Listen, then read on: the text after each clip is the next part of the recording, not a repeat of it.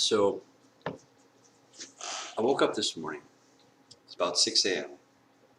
and I just stayed in bed, in and out of sleep, just meditating on something God was walking me through. And once I got up, I couldn't get it out of my head. Why are you showing me this? Why are you walking me through this like this? So I started to write it down. And I got to what you see here. And he was talking to me about the monster in me. And that's what we're trying to reveal to you. I want you to see the monster in me. Because if you can see the monster in me, then you can see the monster in you. And if you're willing to look at the monster in you, you can control the devil that sits on your shoulder. You can have authority over him. He's the guy that we use to represent temptation. And temptation is what dictates what we will do in our lives. Your every single action. Every moment. Because a moment is your free will. And free will allows you to create in your life or destroy. And whatever you base your action on determines if it will be a creation or a destruction. The motivations of that moment, of that decision in your life affects your whole life.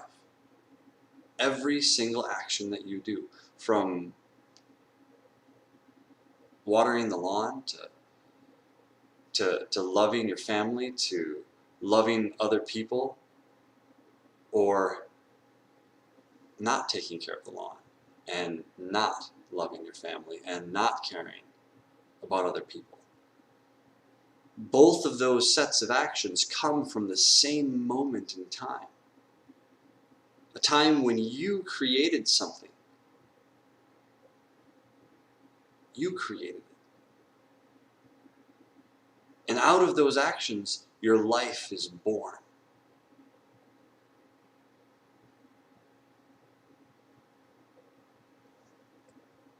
What I want to show you is the part of your life that makes that choice. The choice that you don't yet realize you're making. Every single moment.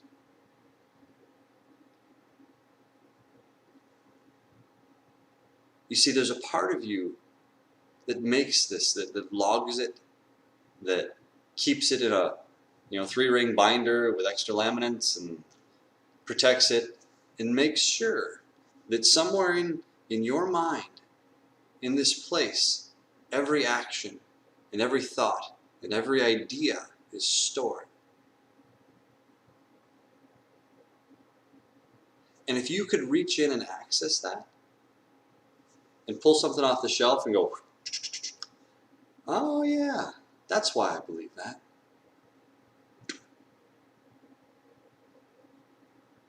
Would you put it back on the shelf knowing that you believed it? Or would you want to know, is that the devil on my shoulder telling me that? Is that belief found and documented in something that is a lie? Or is it in something that is truth?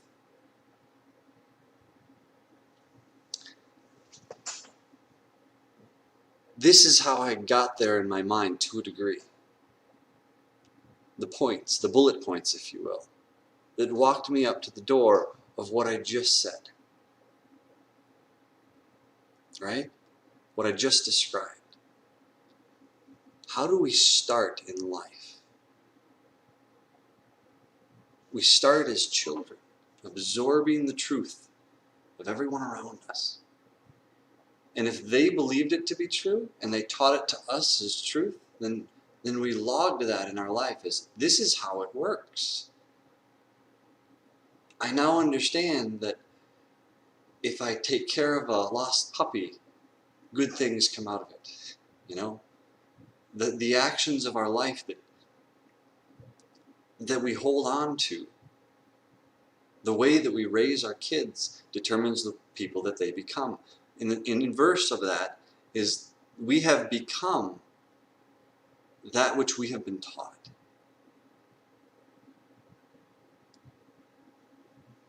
And if we can look at how we were taught and ask ourselves, does that follow in line with some trauma in my life? Or does that follow in line with what the creator of the universe says should happen?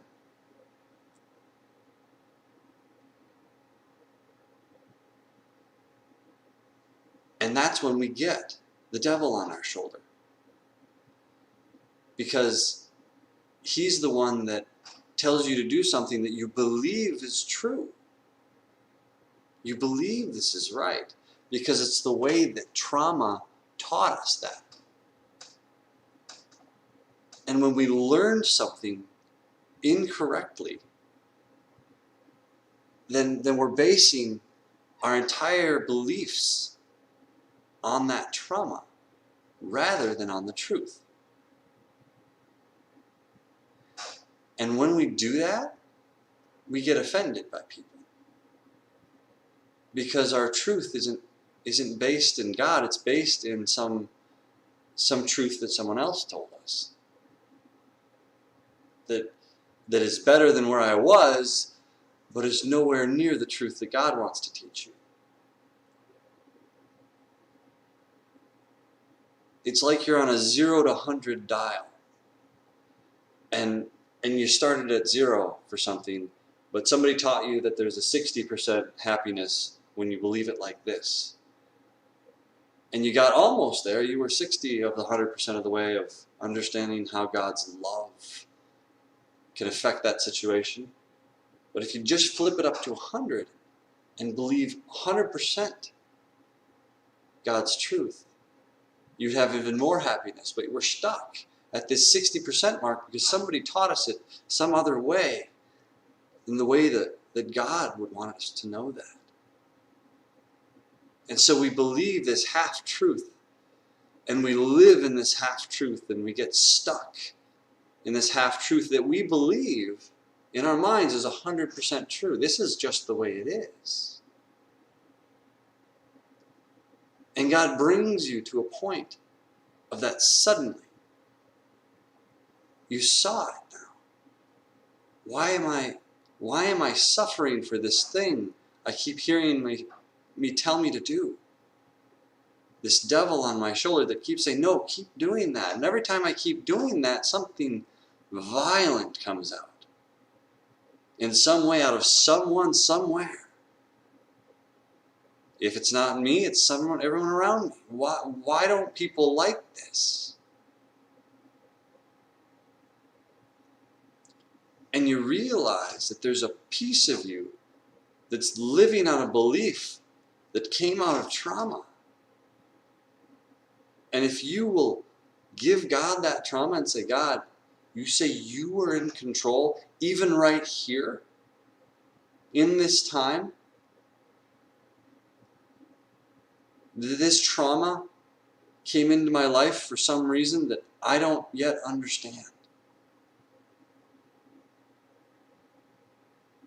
But if I'll give it to you and trust that you are the cover, the control of everything in my life, and you cover every little inch and every square moment of time in which I can make a decision to believe your truth, and if I do that, it will create something in me that brings life and joy and hope.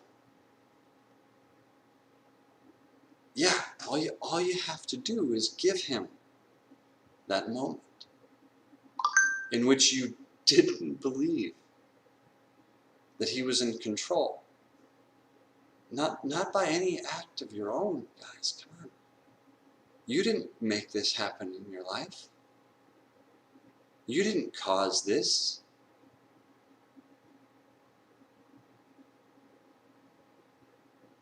But here it is. Something caused by the rest of the world in your life that you believe to be true, but isn't. But you believe it. With all of your heart, you believe it. And you can't possibly fathom that if I'm wrong here, if this isn't the truth,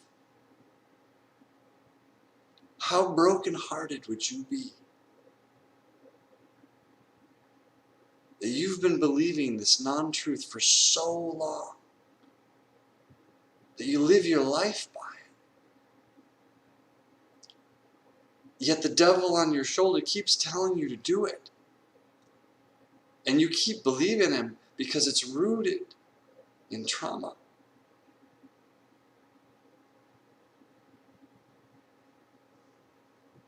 And when we give control of that back to the Father, back to Creator, say, God, you are in control, and I forgive.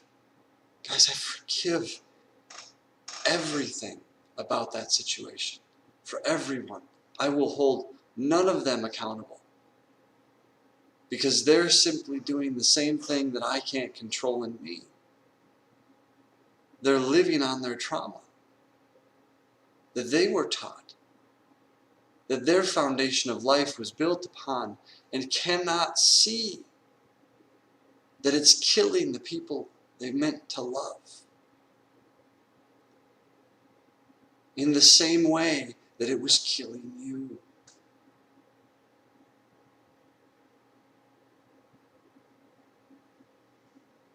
That's our soul.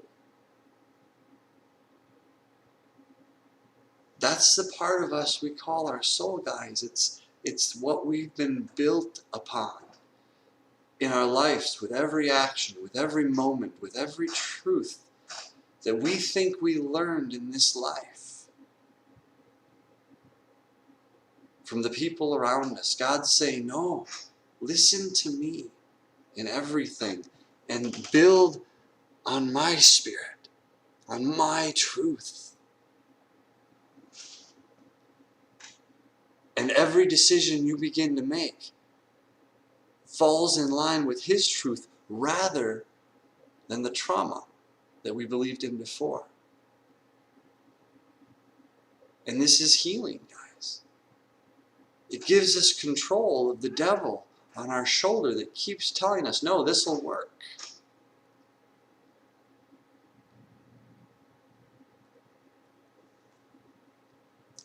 And once we believe the truth, oh my goodness, guys.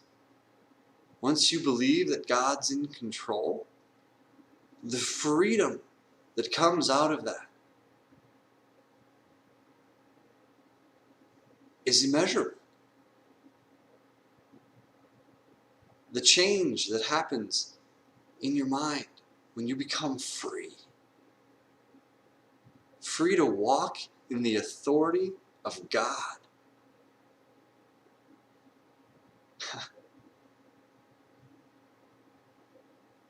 Because He built us this way. Because He made it this way. That if we will walk in His authority, if we will walk in the light as He is in the light, then we'll forgive every action before it even happens. Just like He did. The same level of grace that He gives you, the same amount of love that He pours upon your life every time this happens in you. And you go, why did I choose the trauma, Lord? Why do I keep believing that's going to work when it's contrary to what you say works? But here I am doing it, Lord, every single time. What is it that I believe wrong, Lord?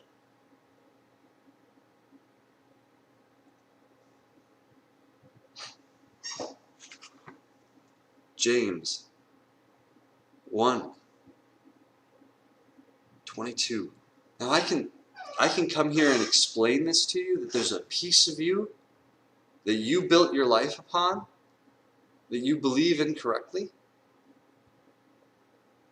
But this is what happens to so many. Do not merely listen to the word and so deceive yourselves. Do what it says. Anyone who listens to the word but does not do what it says is like someone that looks at their face in a mirror, and after looking at himself goes away and immediately forgets what he looks like.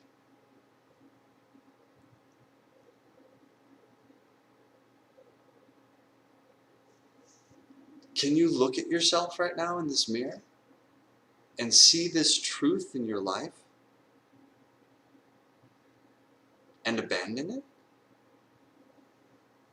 Will you look in the mirror and then turn away and go, nope, I didn't see that?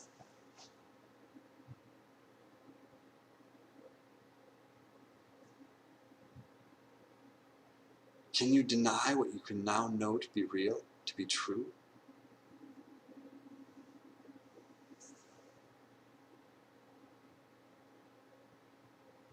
If there is a monster in me, there is a monster in you. This little monster, guys, and it's a little monster that feels like a big monster. This little monster in you is trying to tell you that because you were hurt, that this is the way it has to be. It doesn't. Forgiveness brings freedom. But you've got to forgive you for allowing yourself to believe that it could have been any other way.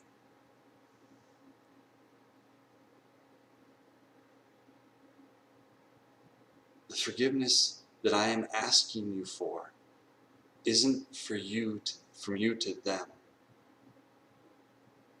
as much as it's from you to you. You have to forgive you for your inability to give that to God, for holding on to it as long as you have.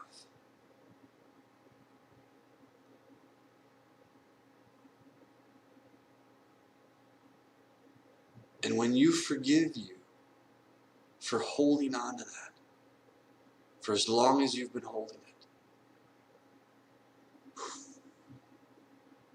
His truth comes in.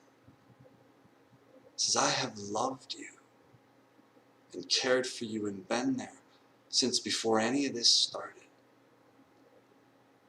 And I have watched over you and kept you here this long. And when you will stop believing that I wasn't in control from the get-go, you can be free of this.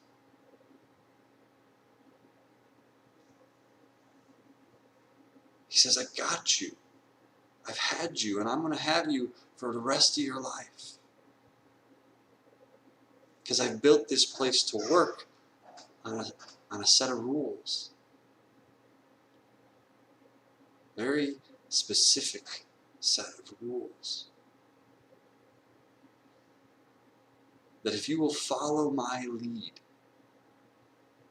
I'm going to bless it. And if you won't follow my lead, I'm going to curse it.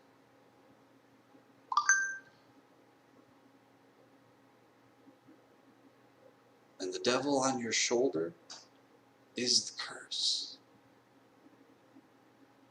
Because it's the traumas that we get from each other.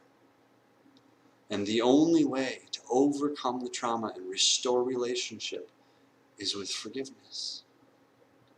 So once you forgive yourself for not believing that he was in control from the very beginning, once you get past that, at the same moment that you forgive yourself, you forgive them. Because they couldn't help it either. And the two forgivenesses that you're thinking about happen at the same time, and one washes over your mind, over every action that you've ever held them accountable for, over every trauma that you still hold in that little logbook. And it gets washed clean. It's called the Lamb's Book of Life, that records everything. And it's a book that sits in our life, in our minds, that we hold on to and don't let the blood of Christ wash over. Nope, you weren't in control on that one, Lord. Wait, you were? Oh, my bad. And it gets washed away. And His control then washes over your mind. The sins lift, and the curse is broken. And your healing begins within you. And as healing comes, you want more of it. And you'll start to seek it again. Okay, what's one of these, Lord? Where is it? And you got to start looking within you. You're going to see it everywhere, because every issue that you have in you flares up everywhere. And you can see it in everybody else. Well, that's not good. Oh, that's not good. Oh, that's not good. But the issue is the monster in me. Every single thing that I've been taught out of trauma. All right, Lord. Whew. Where do we start? Where do we even begin to stop this judgment that condemns? He says, whoa, whoa, whoa. All of it's washed away. All of it's washed away. Once you believe that Jesus came and did what He said He did, all of it is washed away. That from the very beginning of foundations, I built this place like this. This isn't an accident. Nothing happens by accident. Because I need you to understand. I need you to know that I'm in control. And if I'm in control, then you don't have to worry about anything. You can begin to walk in a place of fearlessness. A fearlessness that comes with the authority of having God right there with you. Now, it doesn't mean all your little devils stop deviling at you. They do. And it's our job to identify them and get them to leave. We identify them and get them to leave by believing the truth that is. But how do we find the truth that is? That's what I've been showing you.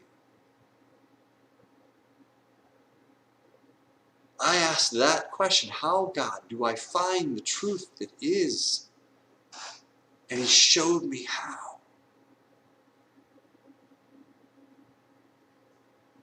He walked me right up to the door. He said, come and knock. And it starts with worship. The thing that we commit our heart to dwell on. And when we'll fast, the thing that is the devil on our shoulder, and pull it back from our life, it exposes the wound.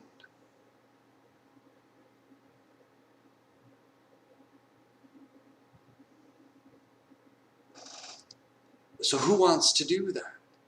I'm going to pull a Band-Aid back now. Do you want to see? And we lift a bandage off that's been has been covering this open wound on us for years. How long have I believed that one, Lord? How long has that had control over me?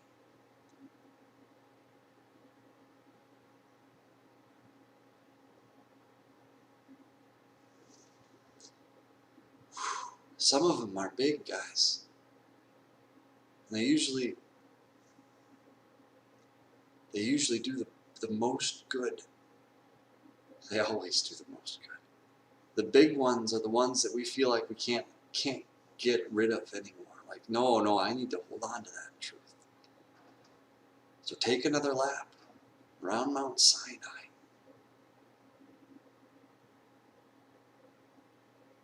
And you get to walk through the desert. Another year.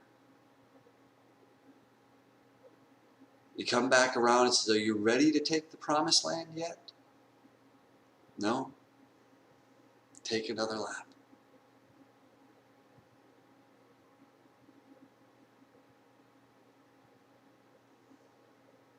And just like the Israelites for 5,000 years, we walk and we walk and we walk in this desert of truth, going, why, God? Why aren't you taking care of me? Why are there all these bad things? Why, Lord? Why is my life so miserable? Because you still believe in the trauma of your past. And as long as your belief is founded in that trauma, it's going to stay there in that trauma.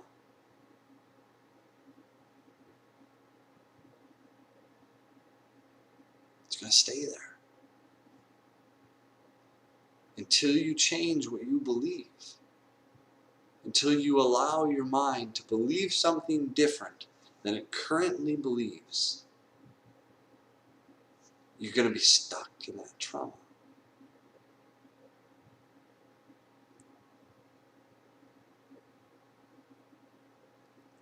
When we flip the switch, wait a minute, God is in control.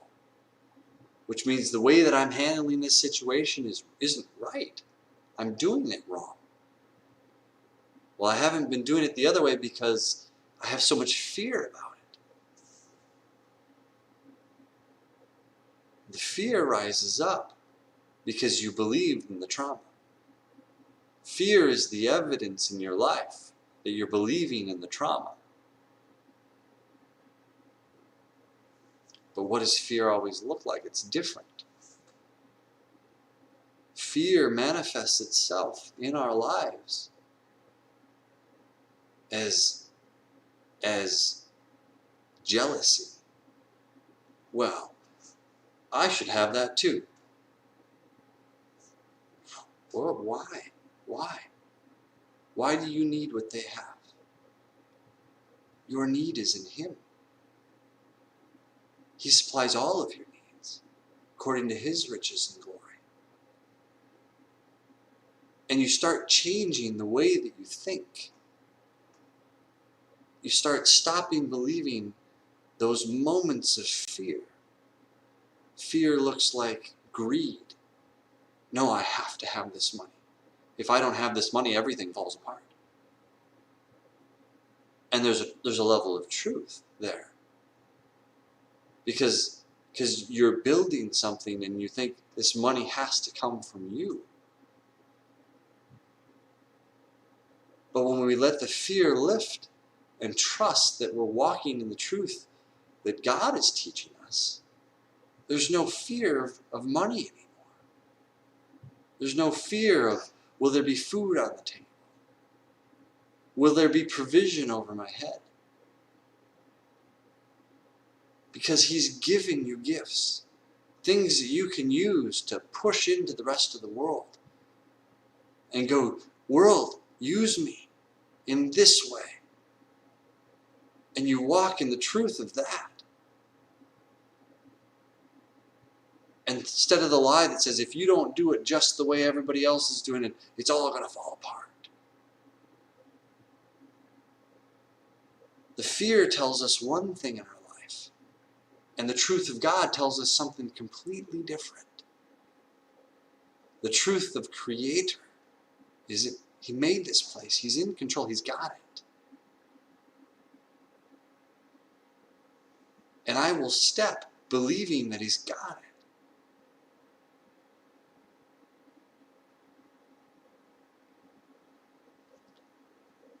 And when you let that switch flip in your mind, healing comes. Because a great, great, great stress that was on your soul, that was on your mind, your will, your emotions, that part of you that makes up your decision-making process, this huge burden that was on your soul is now lifted. And it's no longer heavy and pulling you down, but giving you life and pushing you up. Because that burden isn't yours to bear anymore. It's the Creator's. He bore it. There's no more burden about having trauma in your life. The traumas in your life were there to teach you that He is in control and how forgiveness works. And if you will accept how forgiveness works and begin to work in it, restoration will come over every single part of your life.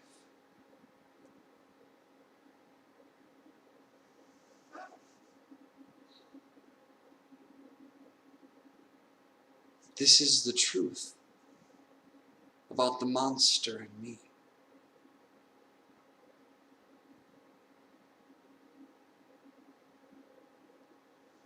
And every single time God comes into my life and He goes, look, here's something you believe is true that isn't. He shows it to me. He peels the Band-Aid back, exposes the wound. Wow. And what do you say, Lord? What do you say?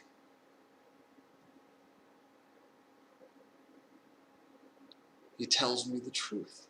This is how I see it.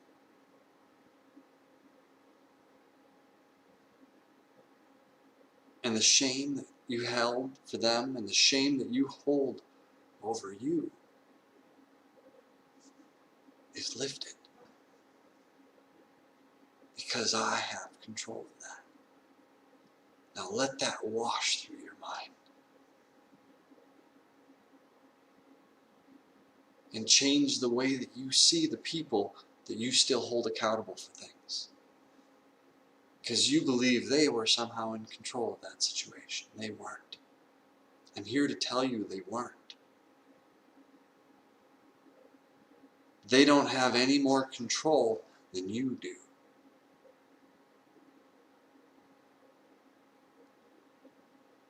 They may even know the demons they're listening to.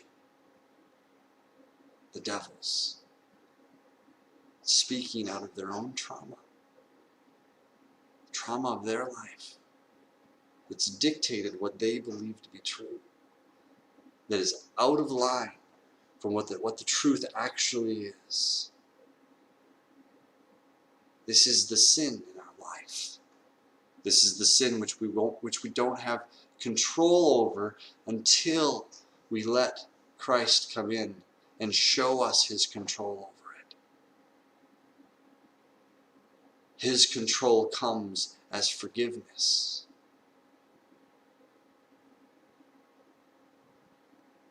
Forgiveness for the monster in me.